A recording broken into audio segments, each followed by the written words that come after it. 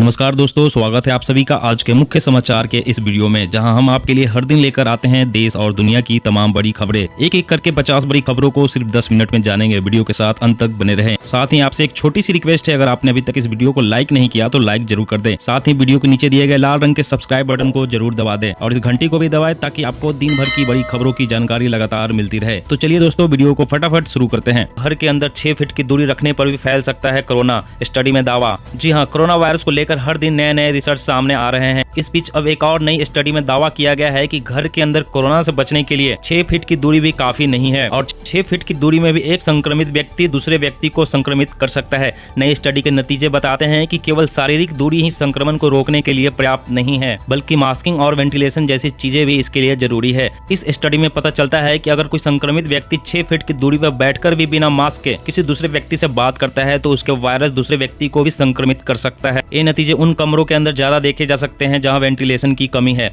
और अगली बड़ी खबर की बात करें तो अब हादसों पर लगेगी लगाम। हरियाणा सरकार ने बनाया नया ड्राइविंग मैनुअल, लाइसेंस बनाने में नकल पकड़ेगा। जी हां, हरियाणा सरकार सड़क दुर्घटनाओं और परिवहन विभागों में फैले दलालों पर अंकुश लगाने के लिए नया ड्राइविंग मैनुअल लाई है। अब अत्याधुनिक सॉफ्टवेयर ड्राइविंग लाइसेंस बनाने में होने वाली नकल और धोखाधड़ी को तुरंत पकड़ लेगा। इसके लिए बनाए गए सॉफ्टवेयर का फरीदाबाद में ट्रायल जारी है। जल्द ही इसे पूरे प्रदेश में लागू किया जाएगा। नए मैनुअल में सबसे अधिक ध्यान सड़क दुर्घटनाओं को रोकने के साथ ड्राइविंग लाइसेंस बनाने के लिए पूरे प्रदेश में सक्रिय दलालों के नेटवर्क को खत्म करने पर दिया गया है। अगर अनाड़ी चालक का लाइसेंस एक बार बन गया तो ताउम्र हादसों का कारण बन सकता है। अब यह प्रावधान किया गया है कि अगर लाइसेंस बनाने में टेस्ट दे रहे व्यक्ति के पीछे कोई खड़ा है, दूर से नकल करा रहा है या फिर इधर उधर से देखकर प्रश्नों का जवाब दे रहा है तो सॉफ्टवेयर उसे पकड़कर तुरंत फेल कर देगा। इसमें अनेक तरह की नवीनतम तकनीक शामिल है जो लाइसेंस के फर्जीवाड़ा को खत्म करेगी। और अगली बड़ी खबर की बात करें तो पाकिस्तान की मदद से समुद्र में अपनी ताकत बढ़ाएगा चीन। पाक नेवी के लिए तैयार करेगा 8 पनडुब्बी। जी हां, चीन पाकिस्तान की धीरे धीरे सैन्य ताकत मजबूत कर रहा है।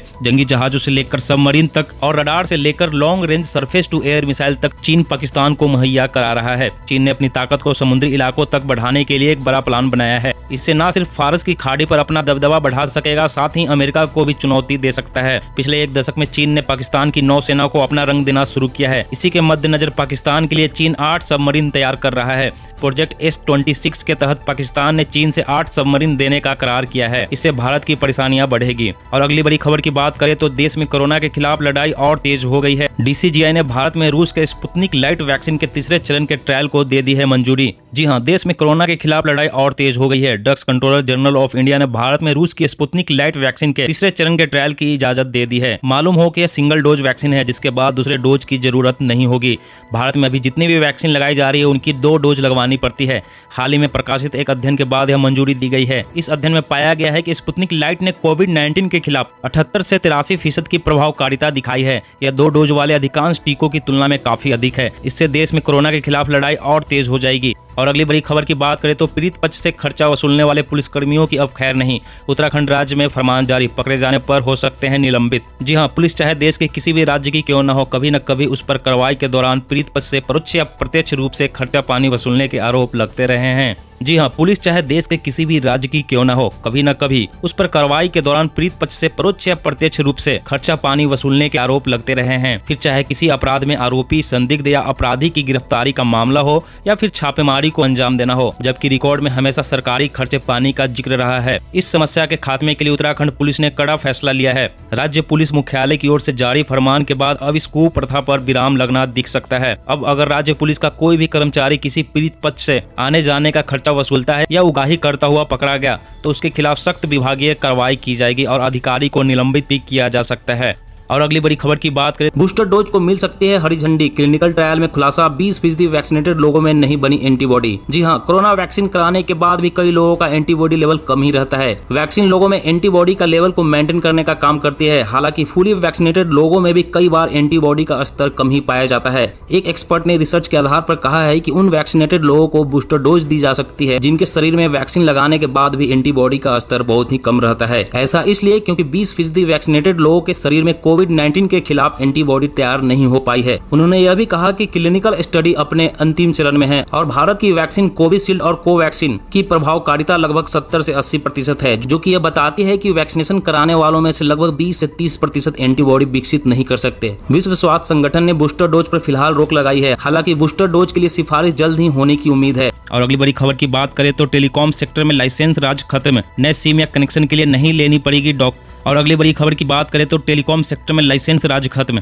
नए सिम या कनेक्शन के लिए नहीं पड़ेगी डॉक्यूमेंट देने की जरूरत, ऑनलाइन होगी केवाईसी। टेलीकॉम सेक्टर में रिफॉर्म को लेकर केंद्र सरकार ने बड़े फैसले लिए हैं। इनमें से एक बड़ा फैसला टेलीकॉम सेक्टर में लाइसेंस राज खत्म करने का भी है। साथ ही कई फैसलों का जुड़ाव सीधे आम लोगों से है। नया सिम या टेलीफोन कनेक्शन लेते समय जो भी डॉक्यूमेंट वगैरह देने होते थे अब वह नहीं देना होगा। जो फॉर्म वगैरह मैनुअली भरने होते हैं वह भी अब नहीं भरना होगा। लगभग सारे काम और प्रक्रियाएं अब ऑनलाइन होगी। केवाईसी की प्रक्रिया भी अब ऑनलाइन होगी। टेलीकॉम सेक्टर को डिजिटाइज करने की दिशा में यह अहम कदम माना जा रहा है। सरकार ने टेलीकॉम कंपनियों के लिए टावर सेटअप कराने की प्रक्रिया भी बेहद आसान कर दी है।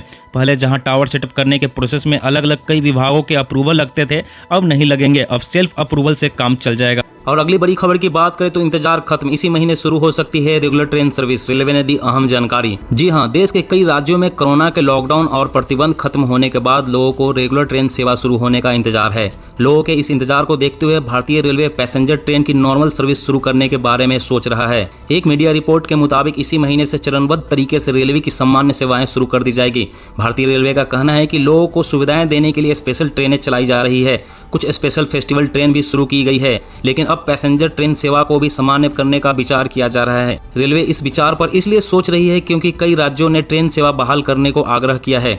और अगली बड़ी खबर की बात करें तो यूपी में फ्री इंटरनेट की व्यवस्था करने जा रही योगी सरकार। बड़े शहरों में 10 और छोटे में 5 स्थानों पर मिलेगी वाईफाई सेवा। जी हां, यूपी की योगी सरकार फ्री इंटरनेट की सुविधा देने जा रही है। राज्य सरकार ने लोगों की जरूरतों को ध्यान में रखते हुए बड़े शहरों में 10 और छोटे शहरों में 5 स्थानों पर अब मुफ्त वाईफाई की सुविधा देने का फैसला किया है। पहले बड़े शहरों में 5 और छोटे शहरों में 2 स्थानों पर यह सुविधा देने का फैसला किया गया था। जल्द ही इस योजना का शुभारंभ मुख्यमंत्री से कराने की तैयारी है। जल्द ही बस स्टैंड, रेलवे स्टेशन के समीप, तहसील, कचहरी, ब्लॉक, रजिस्ट्री ऑफिस, मुख्य बाजारों, अस्पतालों आदि स्थानों पर यह सुविधा दी जाएगी। डेल्टा वेरिएंट से बचने के लिए भी बूस्टर डोज की जरूरत नहीं। इस पर वैक्सीन 95% असरदार। नए वेरिएंट्स को रोकने के लिए वैक्सीनेशन लगवाना जरूरी।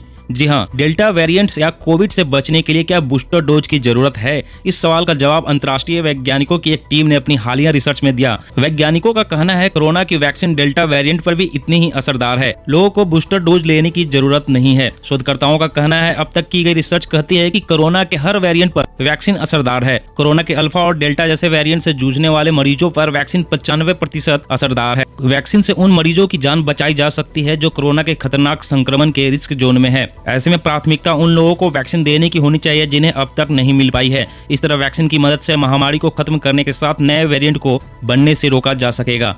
और अगली बड़ी खबर की बात करें तो FSSAI ने मिलावट के खिलाफ चलाया अभियान। घर बैठे ऐसे चेक करें सरसों तेल असली है या नहीं। जी हां, त्योहारी सीजन में सरसों तेल की मांग बढ़ जाती है। इससे बहुत सारे पकवान बनते हैं। त्योहारों पर तेल की मांग बढ़ने के साथ ही सरसों के तेल में मिलावट भी पाई जाती है। तेल का रंग पीला करने के लिए इसमें खतरनाक मेटानिल एलो मिलाई जाती है। इसमें बाजार में मिलने वाले तेल असली है या नहीं, इस बात को लेकर लोग संशय में रहते हैं। इसलिए हम आपको बता रहे हैं कि कुछ ऐसे तरीके हैं जिनसे आप ये जांच कर सकते हैं कि सरसों के तेल में मेटानिल एलो मिला है या नहीं। इसलिए हम आपको बता रहे हैं कुछ ऐसे तरीके जिससे आप ये जांच कर सकते हैं कि सरसों के तेल में मेटानिल एलो मिला है या नहीं। सबसे पहले आप एक टेस्ट ट्यूब में 1 मिली तेल का नमूना लें। इसमें 4 ml डिस्टिल वाटर मिलाएं और टेस्ट ट्यूब को हिलाएं। इस मिक्सर का 2 ml एक दूसरे टेस्ट ट्यूब में ले और मिक्सर में 2 लीटर कंसंट्रेटेड HCl मिलाएं। असली तेल की ऊपरी परत में कोई रंग परिवर्तन नहीं होगा, जबकि मिलावटी तेल की ऊपरी परत पर अपर एसिड में रंग बदल जाता है। और अगली बड़ी खबर की बात करें तो दिवाली पर इस साल भी नहीं फोड़ सकेंगे पटाखे। दिल्ली सरकार ने खरीद, बेचने और स्टोर करने पर लगाया प्रतिबंध। जी हां, कोरोना वायरस संकट के बीच दिल्ली में बढ़ते प्रदूषण को लेकर दिल्ली के मुख्यमंत्री अरविंद केजरीवाल ने आज बड़ा ऐलान किया है। सीएम केजरीवाल ने ट्वीट कर कहा कि पिछले 3 साल की तरह इस साल भी दिवाली के दौरान दिल्ली में प्रदूषण की स्थिति के मद्देनजर सभी तरह के पटाखों के भंडारण, बिक्री और फोड़ने पर पूर्ण प्रतिबंध रहेगा। गौरतलब है कि देश में त्योहारों की धूम है और दिवाली का लोगों का बेसब्री से इंतजार रहता है। गौरतलब है है कि दिल्ली में प्रदूषण को लेकर केजरीवाल सरकार ने कई सख्त कदम उठाए हैं, जिसमें से एक पटाखों पर प्रतिबंध लगाना शामिल है। पिछले 3 सालों से नेशनल कैपिटल में दिवाली पर पटाखों की बिक्री, उपयोग और स्टोर पर प्रतिबंध है। इस वर्ष भी पटाखों के बैन को जारी रखा गया है। अगली बड़ी खबर की बात करें तो मोदी सरकार ने किसानों को दिया बड़ा तोहफा। अब गाँव-गाँव में बनेंगे कृषि इंफ्रास्ट्रक्चर, किसानों को मिलेगा फसलों के वाजिब दाम। किसानों को मिलेगा फसलों का वाजिब दाम। जी हाँ, खेती किसानी के विभिन्न पहलुओं पर विचार विमर्श करने के लिए केंद्रीय कृषि मंत्रालय ने संघ राज्य क्षेत्रों का सम्मेलन आयोजित किया है।